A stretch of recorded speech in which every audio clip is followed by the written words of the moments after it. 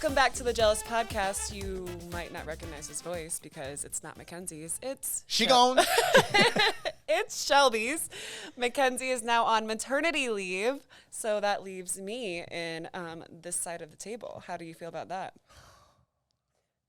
You jealous of it? She really can't come back? like she's gone. She's like nervous. She's like, are you guys like, what's going to change? And I'm like, you're coming back. This is your seat. I'm just keeping it warm. Well, no, you should just, everything's changing.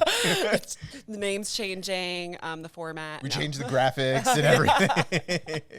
No, so we wish her luck as she's with her new baby. Yeah. And moved into a new home. Yes, so much change. Yeah. Let's kind of dive into it because the guys told us we have 5 minutes because they got to go on a shoot. So, Sam, who are you jealous of this week? I want to say USC and UCLA because they're about to get a payday joining the Big Ten. I want to know your thoughts. So do you think, was this a good move, a bad move? Should the Big Ten be scared? I think it's a good move just because, like, they're going to get a payday. Like, they're going to bring up all the ships of the Big Ten in terms of I was going to say, relevancy. who benefited from this situation? Was it Big Ten or them? Probably the Big Ten. Now the Big Ten is coast to coast. The conferences make no sense. It makes zero sense. There's no rhyme or reason to this. So you're going to have the Rutgers fly to California. The Terrapins of Maryland are going to go all the way to Los Angeles. That's just, I'm like, what a crazy, like for a student athlete, I just can't even. What a time to be alive though for a student athlete. Gosh, I guess. Yeah, getting those deals. Who are you jealous of? I'm going to say Khloe Kardashian as she appeared on the Hot Ones recently. And she was able to make it through the whole shebang. She did it. She went through pretty well. And I heard she was taking nibbles, but she could have taken better bites. But I've seen worse. And she still looked amazing. Like by the end of it, like was there a drop of sweat on her face? Probably at some point. Shirt would have been soaked. You know what I mean? John said we have to do a Hot Ones though now. Yeah, I want to know what you guys think about that idea. Should we kind of do our version, Bing Bang version? So the question is John interviewing one of us, or are we just kind of like having a little round table with wings? We could do that. We could have John interview it. We could also have like a list of questions. Like I could be in the middle, and then you guys eat them. Explain that gram. I know. So no, we would love to do that idea too. So Aaron might want to be involved. Aaron, you good with spicy food? Truth or dab. Ooh, yeah. That's a good one. All right, truth or dab. We can do that too. But we had somebody on the podcast this week. Yes, Ty Rushing joined us, who Sam was jealous of. He just came out with a documentary called Telling Our Own Story, Ending Racism, and he was so fun. Yeah, he was awesome. Like, you guys bonded, like, both Chiefs fans. But yeah, he's somebody like that I've followed on Twitter. We've just interacted before and on Twitter. That's our only interaction together. Yeah. And then today was our first time meeting and getting to meet him, hear his story, hear about the process of making that documentary, leaving journalism, coming back to journalism. Like, he's just such an interesting guy. He is. He's super interesting. We could have talked to him for another hour. But you're going to go grab a beer with him. And you'll be able to let us in on the more makings of Ty because he's so cool. We'll have to invite him back here too. He is more than welcome here at any point. Yes. So you guys will enjoy. It's a great episode. Be sure to subscribe to us and leave a review if you haven't yet. And like and follow. Like and follow. Is that what the YouTubers are doing? I don't know. What's up, YouTube? Do it now. Okay. We'll let you go. Let's enjoy this episode with Ty and have a great week. Bye. Welcome back to the Jealous Podcast. That was my first time saying that, but I'm accompanied by Sam and Ty. How did I sound? Did I sound okay? You sounded very good. Very professional. Like I've been doing this a time or two? Yep. Awesome. You've been on the podcast before. I've been on it, but this seat just feels a little different. I don't know. Is it my good side? Like, I don't even know. Mackenzie's not getting it back. Sorry. No, I'm kidding. Hi, Mackenzie. You stole the seat. Yeah. Okay, so Sam brought in Ty today to talk about his new documentary that he came out with. So, Sam, will you tell us why you were so jealous? Yeah. So I've been jealous of Ty for a while. And it's one of those things where, like, we've only known each other through Twitter. Like, this is our first interaction actually face to face. I was going to ask that. Do you guys know each other? No, not? like just through socials. Yeah, like I think I started commenting on some of your stuff, and you would comment back, and like just little banter here and there. Yeah, it was kind of weird. Like we've seen each other's life like go through Twitter. Like I saw him become a father on Twitter, and like he saw me get engaged on Twitter. Yeah, and so it's like you're like, oh man, like like you always see the meme about strangers on the internet rooting for you. Yeah. Right. Exactly. Now he's right next to you. Yeah. But no, I've been jealous of you because you are somebody who has been a big activist for community journalism, which I think is important, having worked in journalism and even going to the point of making a documentary about trying to end racism. There's a lot been going on in the last 2 years that you've been a huge advocate for. And then you're also like, you were one of those guys who left journalism and then came back. And I was like, wow, this guy, he's a glutton for punishment. Dude, I am not smart. But like, I've also been admiring of people who are also transplant to Iowa, and you seem like somebody who's a transplant that has like made the best of everything and found like the beauty in Iowa, when I feel like a lot of transplants are just like, it's small town or whatever, which it is, at some point. But you're a guy from Kansas City who is truly like transplanted to Iowa and figured out the best parts of it. Yeah, and it's like that's one of my pet peeves of anyone. It's like when they say, "Oh, I'm leaving this place, I'm moving here because I think it's gonna be better." Like there's nothing to do with where I'm from, and it's like that's false. There's something to do anywhere. I've lived in towns from 5,000 to the western one is like 67,000. Mm-hmm. Like I've lived in towns of all communities of all kind of sizes in the state, and there's something to do in each one of them, and there's beauty to be had in each one as well. Yeah. And the cool part about like when you live in a small town is that if you want to get involved in the community, you can get involved. You volunteer for one board or commission, and guess what? They're gonna put you on some more boards and commissions. But that's also a great way to get to know new people, get to know the community, get to understand it better. Which if you're a journalist, that's even better because that's better stories. That gives you more detail. That gives you more background. You understand why this person knows this person, or how these families go back, or why this building is called that building, even though it's this name on the front now. Like you like, oh, it's whatever Mexican restaurant it is now, but that's the A&W where the chicken statue used to be. Like you get those little kind of like tidbits and insights. What brought you from Kansas City to Iowa? A job. Just a job. A job. So that's started. Not even that much money because I'm in journalism, so it wasn't that much money. It was just a job. It was an opportunity. So where was your first job at? Newton. Newton, Yep, Iowa. Newton Daily News. So I call Newton my Iowa hometown. Yeah, I love that. That's where I got started. So kind of tell us then, where have you been in Iowa? Like where's your journey? Your journey obviously starts in Newton from Kansas City. Right? It's going to be dumb. Oh, huge. Okay, Chiefs fan right there too. Yeah. Okay, this is so dumb. Like every time I tell people all the places I lived, it's just like, this is ridiculous. So since 2013, all right, moved from Kansas City to Newton to Sheldon. Then my first place, I describe it as a crack hovel. So I moved to another place in Sheldon. Then I moved to Sioux City. Then I moved back to Sheldon. Then I moved back to Sioux City. And now I'm in West Des Moines. Okay. Why Sheldon so much? So you just ignored like eastern side of the state. I know. So I don't know jack about Eastern Iowa, like West. You talk about Northwest Iowa. I got some facts for you. But so Sheldon twice because so I left Sheldon where I was a staff writer for the Northwest Iowa Review and all of its sister publications. I went to the Sioux City Journal to be the business reporter there. Yeah. And then when I was getting ready to figure out my next move, I got a call to come, see if I wanted to come back to Sheldon to be the managing editor for the company.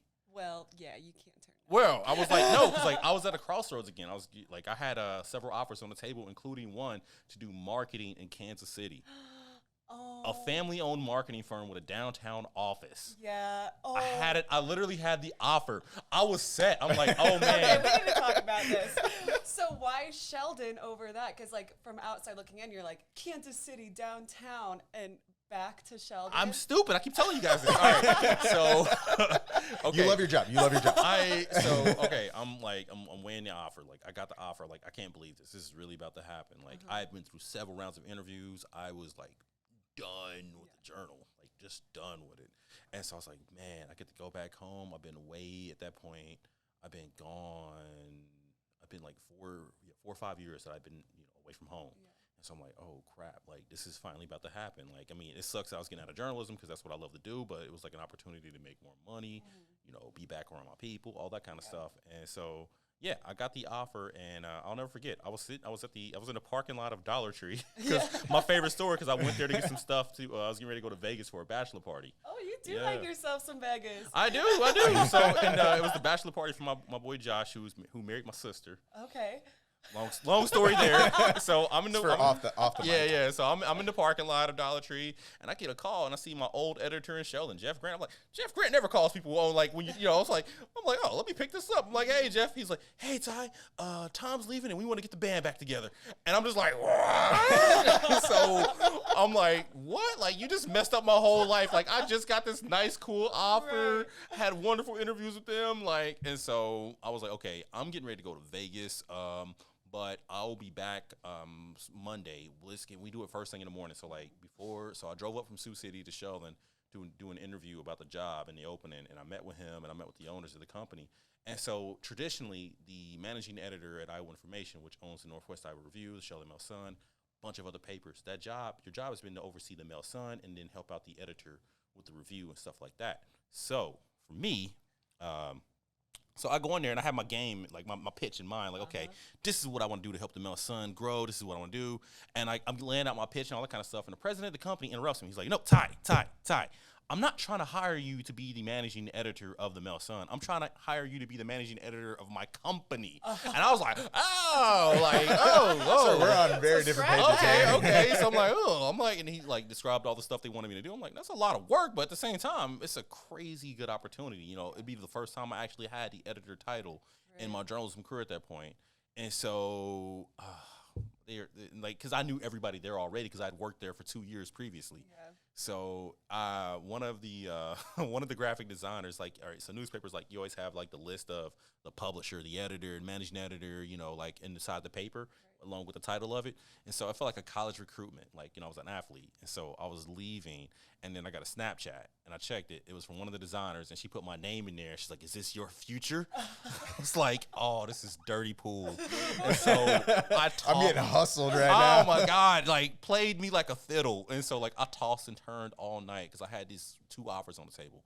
Go back to Sheldon, you know, go back to small town life, but get a chance to be an editor, get a chance to work for a family-owned publishing company again, rekindle that love and fire for journalism, or go back home and, you know, work for a great marketing company that was also family-owned. Like, they sold me well on it. Like, oh man, it was like, I was like, dang, this is the dream. Like, they had like the kind of the taps like you guys have here and all that kind of stuff. Yeah. And the owner had a lake house, and they would have lake days on Fridays where everyone would just go to the owner's lake house. So like, I was like in love with this company. Right. But like, I'm dumb, and that small town. I went back. Yeah, I went back. I went back to Sheldon. Had an amazing 2.5 year run there as managing editor. I mean, I did well with the Mail Sun, but then we also grew the company. We added the Haywarden paper during my time there. I helped them go from 500,000 views online to 5 million when I left. There you go. Like, you know, put in work. I was putting in work because like I was in charge of social and digital. Wait, all that stuff. So how old were you at that point? Let's see. When I went back, I was 31. Okay. Yeah. That's like relatively young. Yeah. In terms of like a journalism career, like I got out of journalism at 28 and I had no reach like that. So for you then, going back and doing all that, why do you love that small town community journalism so much? Because like there are a lot of people who can have a hard time trying to find that, because it just in journalism, like we want the big story. Oh yeah. But the big story is like so relative to the community. Think about it, is that there are big stories in every community. I had a great piece of advice from another journalist I interviewed back in the day. He was like a new writer at the Daily News, and he said, you know, a good story is a good story. It doesn't matter if the paper says New York Times, Kansas City Star, or New Daily News. A good story is going to be a good story, period. And that stuck with me. And that's just kind of the mantra I had as well, because there's great stories to be told in small towns. There are stories to be told there and uncovered. I mean, you can, like, a lot of the best investigative work is small town drama or things that are going on here that people were like, okay, what's happening here? Why is this, you know, get away from me, fly. But, you know, there's yeah, but there's like all kind of stories to be told in these communities. And like, you know, the thing about, I feel like the level of accountability in a small town is way higher, because guess what? You know, you don't just write the story and, you know, on a happenstance, you may run into the person you wrote about again. You're going to see him again. Like, I'm going to see the mayor at Hy-Vee. Yep. You know, I'm going to be walking down Main Street and see the cousin of the person I just wrote about who went to jail. Like, you know, that. So, like, and people know who you are, too. Yeah. Like, I mean, they already know who you are when you're, you know, you work for the local newspaper and you're in a small town, but like when you're also 6'3" and, you know, 200 something pounds, they really know who you are. So you stick out a little bit. Yeah, a little bit. So, but you know, the level of accountability, like the level of storytelling, just like, you know, you really feel like you're part of the community, and, you know, it makes you work harder to be better. So where are you at now, and what are you doing now? So now I am the senior editor for Iowa Start In Line. It's an online news outlet. I believe Pat started it in 2015. Okay. Yep. Cool. Are you liking that? Yeah, I'm liking it. I just hit the 1 year mark here last month, so thank you. There you go. I know. I didn't. You know, I don't know where it's at, so I'm not gonna do it. I know. I was like, I didn't get it. Like, it was kind of funny because we use, like, our company uses Slack a lot. I was like, nobody said anything. It's like, all right, cool, all right, whatever, cool, all right, whatever. I guess, you know, no big deal. No lunch or anything? Not even a social media post. Like, all right, I guess, you know, but no, it's been great. I mean, it's been different going from, you know, I was a print. Everything in my career at that point, up to this point, had been print, minus my time in corporate communications. And so, you know, going for an online only outlet, it's been a nice change of pace. But at the same time, you know, you can't help but miss seeing your name in like the physical product. Like, yeah, in a like I remember that too. So when I worked at the Telegraph Herald, I had a moment where I got to shoot video of like World War II planes, and they took me up in the plane. And like I still have it framed in my apartment of these 2 World War II planes like right next to each other like that, and the byline for me in the photo. It wasn't a great photo. Like if I showed Rodney, he'd be like, "You could have done better." There could have been better lighting here. Yeah, but yeah, you're right. Seeing that there. So for you then, like, how do you? And this maybe gets into the documentary a little bit. How do you keep evolving that storytelling in an ever like changing landscape for journalism, because it changes so quickly. Oh yeah. In terms of the stories that need to be told, how they get delivered to the people, who is the audience there, because I think in journalism, like, we try to, you know, say it's for everybody, but at a certain point, like, this is the audience, it's got to focus. Right. And that's kind of interesting. So with Start In Line, like when I joined, it was part of we were changing the model of who we're going after, because like Start In Line for a long time, it's been like a hyper, you know, political blog, like, you know, like a lot of the political landscape in Iowa has been covered that way, and we still cover politics, but we're expanding. Like, we really, really want to kind of develop that working class audience, like, and that labor audience. And so we'll be doing a lot more focus on labor. We'll be doing a lot more focus on education, you know, the teachers, the students, what's happening in the classrooms, what's happening with the state legislature in terms of education. So like those are 2 audiences we've been really trying to grow. And then we're, you know, and we also pivoted to being social first. So as you know, from traditional outlets, we want social media to get you back to our website. Whereas like now we're just like, hey, we're throwing it on there. Like, you know, we want you to see it on social, and we got a really big emphasis on Facebook, because what do you think most Iowans get their news? Facebook. So like, you know, we always so the traditional outlet, we always, you know, try to bring people to where we want them to be, whereas like we, with the Start In Line, we're trying to go where the people are. And so like that's been one big thing. Like, we put such a heavy emphasis on Facebook, which, you know, not personally my favorite social media, but you know, I don't think it's anybody's favorite social media platform. Shout out to Iowans, man. Like, I don't think it's probably more like a love-hate relationship. Yeah, I'm like, all right. What's your favorite social media? Twitter. Are you a Twitter? You're a Twitter guy too. I've gotten to the point now on social where I feel like I'm just so much more an observer. Like, I just don't post that often anymore. Yeah. I'll post. I think I end up going like 3-4 weeks in between posting on Instagram, and it's end up being. But you're lurking. Yeah, exactly. So where's your favorite place to observe? Twitter, because like Twitter just always has a bunch of good hot takes. Yesterday was amazing if you were a sports fan, like for hot between takes. USC, UCLA, UCLA, between that, you know, them joining the Big Ten, and then all the NBA stuff, like Kevin Durant requesting a trade. I'm just like, good Lord, this is like, I'm just like overwhelmed with like glorious, terrible takes. Like, I love it. How do we feel about USC and UCLA joining the Big Ten? I'm from Kansas, so I got no skin in the game. Are you a Jayhawk fan too? Oh yeah, absolutely. Okay. Like, come on, I even got the Jayhawk colors on, even though it's Spider-Man. So like, I got no skin in the game. I'm just here for the takes. I know. You can go out to California. You know, it'll be what it is. Yeah. But all right, so kind of getting back then, so you're ever still growing your craft in terms of storytelling. You had a new challenge in creating a documentary. Yeah. So tell me, how how did that opportunity come about? All right. And then how did you tackle it? Because I've made like long form pieces before, and it's hard. Oh, it is hard. It's hard. like so for somebody who like doesn't traditionally have a video background, how did you tackle that? How did this present itself? So it's all like Iowa PBS has been planning out their Juneteenth 2022 coverage since 2020. Oh wow! They put a lot of thought into this. So in the fall/winter of 2020, they were interviewing Black Iowans across the state because they wanted to figure out like, okay, how do we go about this project, and what are the topics that are most important to Black Iowans, because that's who we want to like highlight here. And so I was one of the Black Iowans who was interviewed for that, and I gave some thoughts, gave some input, did a couple of interviews with them about it, and then in around March or May, like it was in spring 2021, they figured out the 4 films they wanted to focus on, including the one ending racism, and they reached out to me to see, hey, would you be willing to make one of these films? And I'm like, I've never made a movie. And they were like, yeah, that's cool. I'm like, all right. I mean, if y'all insist, and they're like, yeah, just write up a pitch. Tell us like how you would, tackle this subject and go about doing it. And so like, I was still in corporate communications at the time. So I'm like, I got a straight up 9 to 5, I don't have these, I don't have the journalism job. So I was like, yeah, this should be fun. And so, I wrote up my pitch, and what I envisioned was a road trip. I wanted to go all over Iowa and talk to Black Iowans who are making a difference in their community, while also emphasizing that, hey, it's not up to Black Iowans or Black people in general to end racism, but, it's still a challenge that we take on. And so I wanted to show what people were doing in Dubuque, what they're doing in Sioux City, what they're doing in Des Moines, what they're doing in Waterloo. Like, I had some people in Iowa City on my original list, and Cedar Rapids. And so I had like a list of 15 people. I maybe got 6 or 7 from my original list.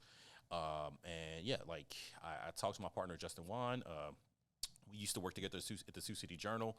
So he was the multimedia, like photographer, video kind of guy there. And I was like, I loved his way of shooting. He's very humble. He won't admit to being good at anything. Like, I'm like, wow, Justin, that was a great shot. It could be better. He's that guy. And so like, I wanted to work with him on this. And so like, I pitched him on the idea. And he was like, all right, cool. This sounds awesome. Like, this sounds exciting. Like, and I couldn't have done it without him. Like, straight up. Like, it would have been impossible. So he agreed to do it. We got a contract signed with PBS. Like, it took a little bit longer to get the contract signed because, like, I was hoping to use the summer. Because, like, if you look at the documentary, you can see the seasons change. Yeah. like I was cold as hell in Dubuque. So, once we got the contract signed and figured things out, like, Justin and I created a joint calendar to see, okay, who's available when, who's available this day or that day. And we started going through my list. I started making contacts to see, hey, I'm doing this project. We're going to talk about ending racism. Would you be willing to be a part of it? And I was getting yeses, no's. So let me think about it. And I kind of hope that some of the people who are like, let me think about it, have seen it and be like, oh man, yeah, I could have been in there. And so, the vision was the road trip. And so our first stop was Des Moines. So I came from, Justin lives in Lincoln. I live in Sioux City. We came to Des Moines, got 3 interviews done. So that's when we interviewed Leo Landis from the Iowa Historical Museum. We talked to Jalen Cavill and Jaleisha Johnson of, Des Moines Black Liberation Movement while we were here. And that's also when I had a super viral tweet, the iMac tweet. I had it's been stolen so many times, but like the Iowa State Historical Museum has a translucent iMac. Yep, with the back is translucent. So I took a photo of that. I was like, hey, millennials want to feel old, and and just tweeted that out, and the thing blew up. Like, it just like you didn't have to call us out like that. Yeah, man. I know. That's why it blew up. Like, like Demi Lovato had shared it. Like, it was. Oh wow. It was weird. Yeah, she shared it on her Instagram. Like, I was getting like DMs from like random companies. Like, hey, can we use your tweet? I'm like, yeah, go for it. And so it was like, okay, this is like all in the middle of filming the documentary. So yeah, and so. That's funny. Des Moines was our first stop. Like, we got a lot of good footage with them, spent a lot of time with the people we were interviewing. And then Waterloo was the next stop. And Waterloo was interesting, too, because at the same time, they were getting ready for their city council election, and the John Deere strike was going on. Oh. So that was just like, great, background footage. Right. Because we had Ross Smith on a picket line, with the UAW sign in hand. Yeah. And it was interesting because at the time. Gold video. Yeah, I know. It's gold video. And here's the crazy part. So it's gold video. He's their state representative, and he's running for governor at the time. Some of the folks had no idea who he was. And that was because he just came by himself. Like, he wasn't, with a crew or anybody. Like, it wasn't anybody announcing, like, all right, candidate Smith is going to be here. Didn't come with, like, his, like, stickers or anything. Nah. Like, vote for us. No, nothing. He was just out there. Like, he just showed up by himself. Was like, hey, I'll be back later, bring y'all some food. and like stood on the picket line with him for a bit. Like, and he had been doing that, like, you know, with different crews. I learned how picket lines work. They do shifts and things like that. So he had been out there and visited a couple of different shifts and things like that. And he was like, you know, didn't say anything about it, didn't put anything publicly about it, just out there. Like, yeah. And then Whitney Wilder, who eventually went on to win the city council race, spoiler, she's in the movie too. And so we went with her while she was knocking on doors. We went to her while she went to a community event. I mean, it was, she voted that day too. So it was like, again, gold B-roll footage. Like, and so like the fact that she won and we got her voting. Yeah. Clutch. Clutch. And so, all right, we had Des Moines done. We got Waterloo done, and then I was living in Sioux City. I know about Western Iowa. I know about Northwest Iowa. Like, I wanted to make sure we were represented in there, and I knew exactly who to talk to, the Lee family. And I talk about their history in the community a lot in the documentary. But, yeah, I got both of them on board, so I think we did that in, like, December. And then, okay, so we had all the interviews done of everybody who had been, you know, agreed to do it. But, like, I wanted to get Dubuque.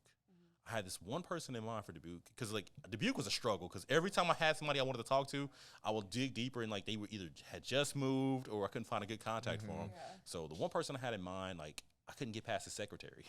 Oh, God. I couldn't get past the secretary. And then the secretary went on maternity leave. And then the backup secretary was like, oh, well, now the guy has, you know, he got COVID. So it was just like, I was like, man. Like, I was like, and so I was like, I started looking around. I was like, okay, who can I find? And I found Encyclopedia Dubuque. And I was like, Ruby Sutton, who is this person? And it was like, oh, crap, this woman was fighting civil rights back in the 60s in Dubuque. And then it was like, she has a daughter who's also fighting civil rights and who was the first black woman on the Dubuque City Council and all this kind of stuff. And so, like, I found Lynn Sutton's community activist Facebook page, hit her up, and she was like, yeah, absolutely. I was like, can you do, you know, 2 weekends from now? Because, like, we had different deadlines for the documentary with PBS. And so, like, you know, I wanted to shoot that before our deadline, before we had to start doing stuff. So we went out there, you know, toured the city with her, interviewed her.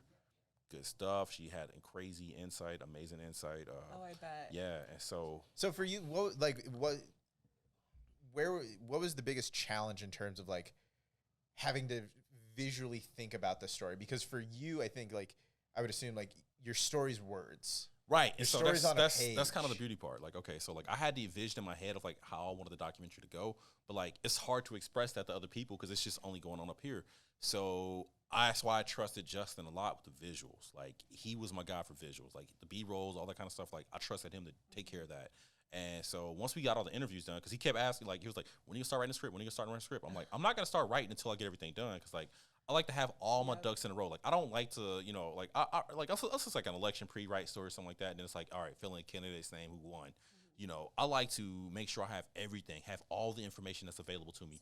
And then I start, exactly. Yeah. Otherwise, like, I might just have to shoehorn somebody in there and then they won't get their just due. So I had all the interviews done, and then that's when I was like, okay, I can start writing. And so I took an entire weekend, like, blocked off my entire weekend. So, like, I spent an entire Saturday, made a full pot of coffee, writing, and then I spent the Sunday finishing it up, you know, polishing it up, all that kind of stuff. All on one pot of coffee. 2 pots of coffee. I mean, one for I had a Saturday pot and a Sunday pot. Like, it was like, and I just locked myself in my office. Like, I mean, I missed a funeral back home, all kind of stuff. You gotta get it done. Yeah, because, like, I was like, I gotta get this done because my draft was due, and, like, it was awesome. Like, so my first time ever writing a script that large. Yeah. And I had to learn the janky TV format, you know, so you can have notes on the side. But guess what? Guess how many notes I got back? Very few. Very few.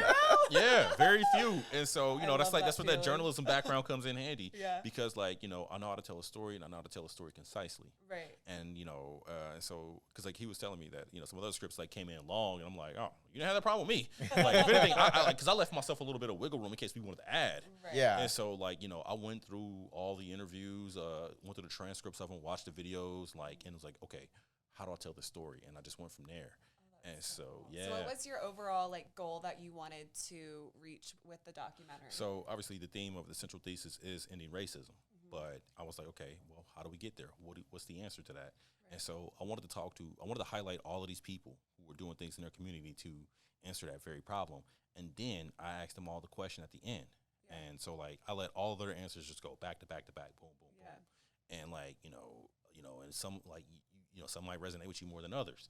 And so that's kind of what I want to do. Like, hey, because there is no single solution to it. That was one of the coolest parts towards the end, is there's such a varying degrees of what people think they need to do to end racism. Like, You have, a guy from Des Moines from the Black Liberation who's like, abolitionists, like, we're getting rid of police. We're getting rid of all these systems that are keeping people of color down. You have other people saying like, hey, we all just need to be aware and have empathy too. Like, there's so many different layers of the answer. And that's why I love the documentary. I was like, when I saw it, I was like, he did this? Like, when? I was like, how? So I know. And so what's nuts is that, all right, when I signed the contract, I was still in corporate communications. Like I said, I had the nice, cushy 9 to 5 hours. And so doing this as a full-time journalist was a labor of love. I mean, I'd clock out, 5:15, 5:30 or whatever for, starting line. And then, okay, now I got to meet with Justin. Now I got to meet with Dave Miller, our producer at PBS. Or now I got to, start researching. Or now I got to start contacting sources to see about potentially being on there.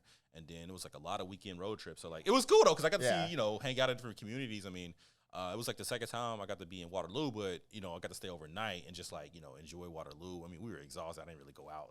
So, but I think it's awesome that the documentary it gives ideas of how to end racism, but it never ends. It doesn't have a clean ending because that question is still hard to answer. Yep. And that's what I loved about it. It had such a good message. What was it like for you? Once you clearly saw the final edit. But when you saw it live on air. Dude, I didn't see it live on air. You know why? What? Because I'm in journalism. And guess what June 7th was? Oh, wasn't that primary night? So I was at Mike Franken's celebration party covering that. So I didn't get to see it on air. So my fiance was in town. So we watched it on YouTube before I went to go cover the event. I feel so bad because I remember working on pieces at WHO 13. And seeing it on air, I was like, "That's the tangible thing." That. Yeah, there it is. I didn't get that moment. I never got that moment. We got to watch the YouTube on my television, so it was big and all that kind of stuff. But I didn't get the on air moment because it was I was working. But still, to know that it was on air, to know you guys had put in that much work, and getting all this great feedback. Oh What did it feel like once it was finally done? I was just I created this thing. I put a lot of love and labor into it, and I wanted people to experience it and see it and hopefully learn from it. Yeah. And the feedback has been incredible. It's been so positive, and that's awesome. What's the biggest thing you've learned out of creating this documentary? Filmmaking is hard. Hitting record on the camera is difficult. Filmmaking is hard. I mean, so much like Justin's a planner. It was kind of, we balance each other out well because he's the guy, if you always see production partners in movies that are depicted, you got one guy who's eating antacid tablets and who's stressing and all that kind of stuff all the time. And then you got the other guy who's the big idea man who's free flowing. And so that's me. Yeah. So he's the stressed out dude. I'm what if we do this? And we made it happen. I mean, so it was, we balanced each other out that way. But even from the interviews you conducted and whatnot, what did you take away from having those conversations with people? A lot. Yeah. I mean, I just learned, I already knew about the history of Dubuque, but then I learned even more of it. When Lynn Sutton told me that the deed to her family's home said that, black people were mongoloids, couldn't live there. I was like, dang, good Lord. It's written into the abstract of racism. Yeah. It's that deep. And so, I learned a lot of history too. Leo gave us the full rundown on Black history in Iowa. We only show him for a couple of minutes, but we were there for 2 or 3 hours. So we took a tour of the museum. We got to go see stuff in the basement. He was schooling us. I didn't know about, it's kind of interesting because, I interviewed him and Jalen back to back. So, on back to back days. And so Jalen was the first one that told me about Center Street, where 235 is, how was this historical Black neighborhood that was filled with shops and businesses and here in Des Moines. And then, Leo told me more about it. And he was showing me some of the business cards and some of the calendars and things from there, and some of the people who owned a print shop there, and who showing me all these different things about Black history in the state. And it was I got to learn a lot just doing this. It was that was super cool because I'm a history nerd. Yeah. I mean, even terrible history, but it's still history. And so learning about these kind of things and just seeing the tangible evidence of them is incredible. And just spending time with so many cool people who were doing work, hard work, thankless work, Right. Yeah, work that you're not getting paid for, that they might not ever see the fruits of that labor. Something might get done, but they might never see it. Yeah. And so, I just watching that documentary was so cool to know, because I could see how much work you had put into it. For people who want to go watch it, it's on Iowa PBS's YouTube page, right? Yep, Iowa PBS's YouTube page.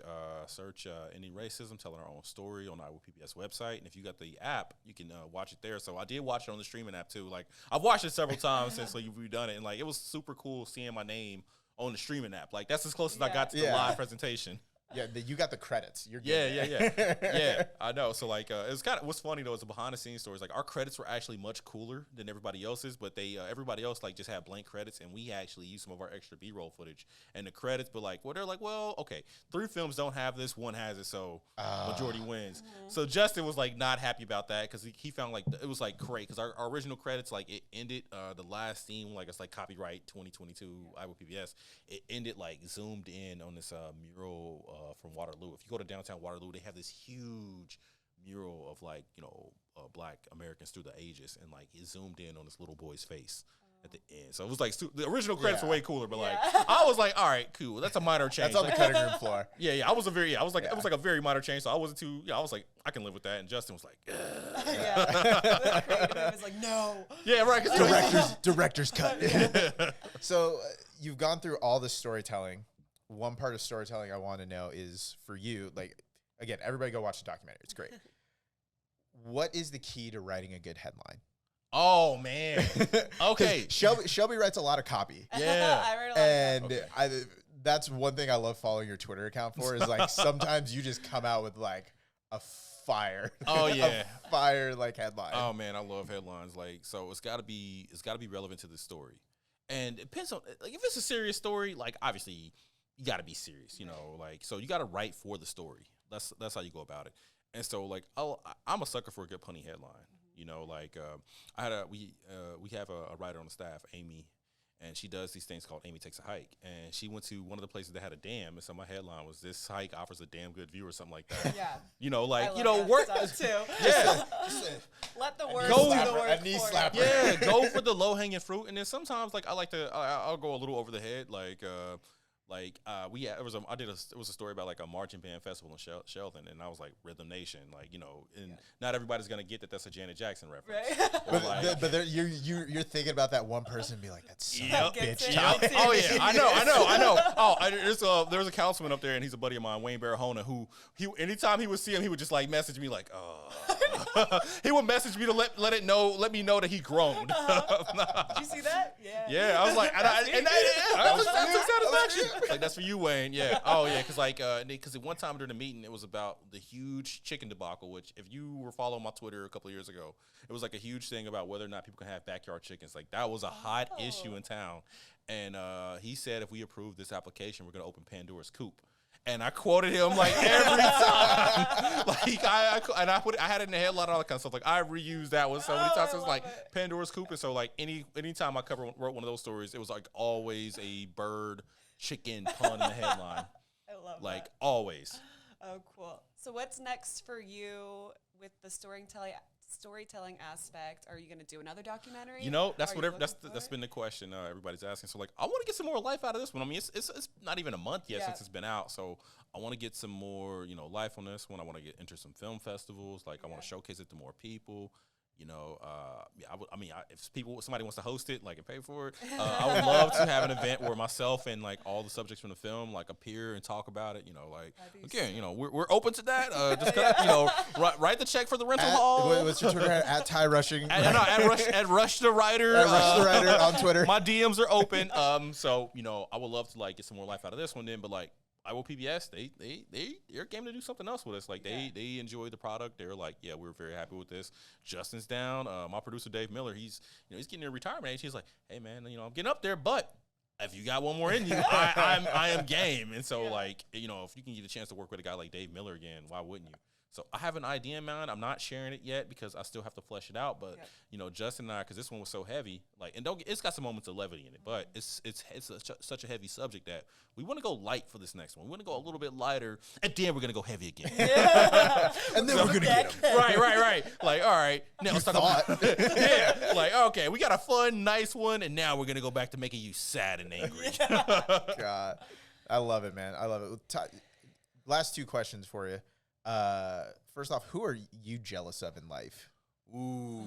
And then secondly, what are 2 pieces of advice you would give to anybody, whether it's storytellers, just people in life? Okay, so I'm gonna give the advice first. So, never tell yourself no. Let somebody else tell you no. So, like, you see a job that you want to apply for that you're like, I don't know. Nah, let them tell you no. Like, you see the cute person you want to ask out. Ask them out. Like, the worst I can say is no. Yeah. I mean, and journalism, you get a lot of no's. Oh, absolutely. And it's like, it's kind of funny too. Like, you think about how thick your skin develops being a journalist. Like, I remember the first time I got an angry letter, like, my feelings were hurt. Like, oh my God, I was like in my feelings. I was so upset. Like, wow, why is this person so mean to me? Well, now it's not even letters anymore. It's like in your DM. Oh man, yeah. Like it's whatever. So I know that's like, I feel like I'm old, but I was like at 2013 when I got that letter, like, whereas now it's like, yeah, they're just going to find your socials and harass you. Right, exactly. But, so yeah, never tell yourself no. I like that one. Yep, that's a good one. And then, yeah, that's just kind of the one I abide by and live by the most. Hey. And then, who am I jealous of? That's a great question. Let's see. I know, I got to really think about it. Kevin Durant asking for a trade. Nah, you seen his hair. You see, you know what I'm saying? Like, he's taller and richer, but, the man's hair is, let's see. Who's a good person? Man, that's such a good question. Putting you on the spot. I know. I really have to think about it. The new Top Gun movie was amazing. I've seen it twice. You jealous of that? Oh, both times in IMAX, baby. Both times in IMAX. There you go. I still haven't seen it yet. What? No. Oh, come the Palms on. is right over there. I'm gonna do it this weekend. It's on my list. That's a good 4th of July movie. Oh yeah, That's yeah. You're right there. So you're real American. That movie takes you back to like when you were a kid, like you remember going to the movies, like and it was a huge summer blockbuster. It's that kind of feeling. Okay. I'm gonna grab my big popcorn and. Oh yes, yeah. It was like it reminded me of like going to see Jurassic Park in 1993. Yeah, like it was that level. I was of afraid of that movie as a kid. Oh, who was it? Like the one dinosaur that spit at you? Like come on. Yeah, no, I was way too young. My mom should not let me watch that movie.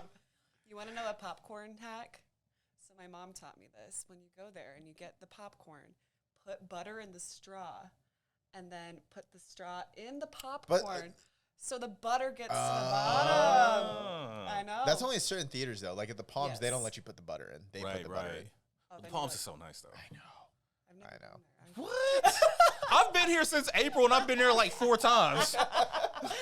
You moved to West Des Moines, though. Yes, so you're in West Des Moines. Yeah, like I'm in Ankeny, so it's. Oh, okay. It's a bit of a hike. All right, okay. But you work on this side, too. I do work on this. Yeah, just go after work. It's an after work movie. Yeah. Just stop by.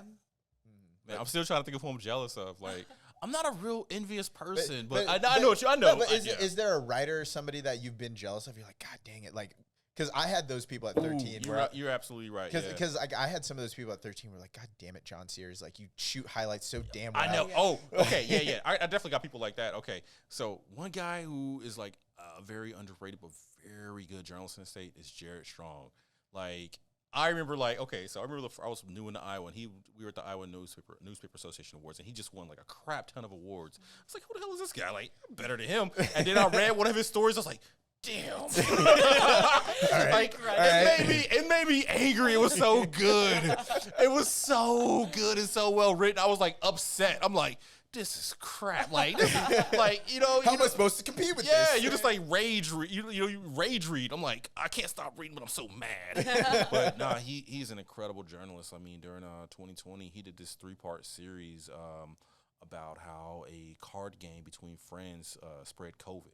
And some of the friends ended up dying, and he wrote it like a Stephen King novel, but it was a newspaper article. Like, wow. Yeah, the first story, right on the front page of the paper, and it was a black and white photo of the house. So it looks like this creepy house, even though it's probably not that creepy in real life, but it looks creepy. And then you read it, and it's like barely like any direct quotes, because this is all from interviews with the subjects and their close loved ones, and it just reads like a short story. Like, not a short story in terms of, like, word count of journalism, but, like, a short horror story. Yeah. And about how COVID spread through this friend group. Yeah. And it started with a card game and how they all thought they were safe and being cautious. Like, it was just incredible. Like, so he's had a lot of stories like that where it just sticks with you. And I'm like, damn, this guy's good. Like a Stephen King novel. That's a great way to think about that. Because, again, we think about news stories and they're very dry, just very kind of get to the point. You see, beginning, middle, end. But yeah, that's That's an interesting way to think about it. Yeah, like I cool. cannot remember the headline for it, but like, yeah, it's worth looking up on the. Probably would have been better. You wrote the headline. Oh, yo, absolutely, absolutely, and I got the plaques to prove it. I love it. Well, thanks for joining us today. We'll be sure to link your documentary. Where can people find you? Okay, you can find me on all social media at Rush the Writer. So that's like my TikTok, Twitter, and Facebook, and LinkedIn. And you can find the documentary on the IWPPS website and streaming apps. Cool. And his.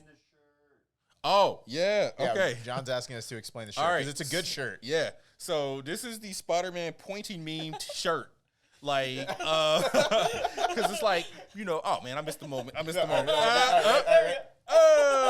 Yeah. So I was like, okay, this shirt is cool. I got to wear it. And so, yeah, it's like if you've seen the Spider-Man pointing meme, which, people use it to be like, compare like things. I was like, they made a button-up shirt out of it. And I was like, well, clearly I got about this. Yeah, it was like $70. I'm a cheap ass. Yeah. I've had no choice. I've been a journalist my entire life, But it was like, is this worth $70? Yes, it is worth $70. Like, for this moment, right? Yeah, exactly. Like, I love it. Yep. And so and it's from this company called Roosevelt, and they have like cool nerdy button-up shirts. Yeah. And so, like, I had to get it. We need to send that link to some of you guys. I'd buy that shirt. Cool Dude, they got reluctantly because $70, but I know. And so the crappy part is like they don't just have discount codes. You have to buy stuff in order to get discount codes from them. Gosh. It's a great system for them. Like they got you by the hook, man. Man, look, I got two more of their shirts in my cart. Like I'm just like I haven't hit submit on because it's like there has to be like a 4th of July sale or something. You would think, right? Their sales would be like 5% off, and you still got to pay for shipping. Like because like I said, the only way to get a true discount from them is to keep buying more because then you get points. Okay. And you get to redeem your points to get discounts. So you have to buy the shirt. Yeah, and I just like I'm like. What does your fiance think of that when you bought it? She hasn't seen it in the flesh yet, but she likes the other one because I got a Miles Morales one that it's like black and red and like it's very subtle, like and so like I love those kind of shirts. Like I like this kind of like nerdy shirt, like where if you pay attention, if you know, versus like just like look at the flames. Flames. So, I love it. Yeah, she likes it. Well, his DMs are open. Where story he gets ideas. his For story ideas, for story ideas, I am a taken man. Oh, sorry. Yeah, that came off so wrong. I'm so sorry. Yeah, well, thank you for coming in, man. We really appreciate it. Again, everybody go watch the documentary. It's called, again, Telling Our Own Story, Ending Racism. Awesome. Thank you. Thank you again, Ty. I appreciate it. Thanks for having me. Bye. Bye.